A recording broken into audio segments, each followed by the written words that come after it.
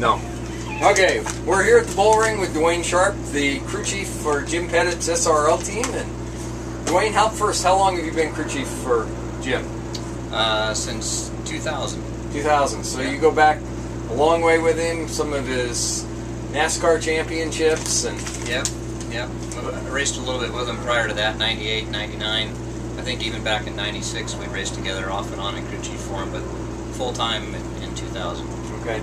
Well, we have some questions for you about race car setup, and we understand that you're the expert, so... I don't know about that. But that's what we understand, and I mean, Jim's record speaks for itself, so how is a race car set up differently for long runs and short runs? I've always heard that, you know, the car's coming in and it's a long run and other people set it up for a short run, and we're not after your racing secrets, but... Yeah. The long run setups typically got to have a softer right rear spring and you know, and less rebound. A lot of guys run a lot of right rear spring. I never have. I've now, tried what's it. rebound? Rebound's what holds the car down.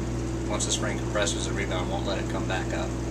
So, in order for the car to transfer weight well, it needs to be able to move as the G-forces want it to move.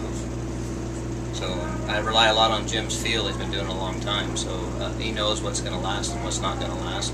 So, do you guys generally prefer a long run setup? Yeah, we do. We've always given up qualifying. We're struggling a little more than we'd like to right now, of course. So there's some things that I probably need to learn or get used to. But when it comes at the end of the day, I always shoot for what's going to work on lap 80 through 120 or whatever. Now, do you go with different types of setups on different types of tracks? Yeah, definitely. The smaller tracks run typically smaller sway bars, and bigger tracks will run bigger sway bars, and then a couple other things you do.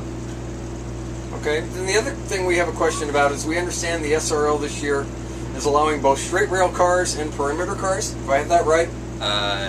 No, I don't think they're allowing straight rail cars this year. They talked about it. Okay. I hope they're not. Maybe that's what I'm missing. Well, what is the difference, regardless of whether the SRL is allowing it? The perimeter cars started with NASCAR, and I think it was more of a safety issue to get the right side door bars out further so they have more crush room to the driver.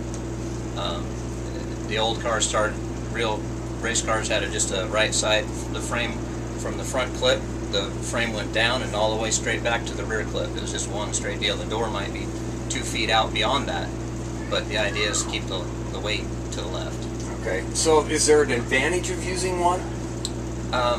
Yeah, there is. The straight frame rail car is more rigid because you have a solid one single plane that you can build, and it's easier to keep your weight. It's a little lighter, so you get more lead in the car. So yeah, there's several advantages to it. Okay. Yeah. Okay. Well, thank you very much. That's No all we wanted to know. No problem. And we'll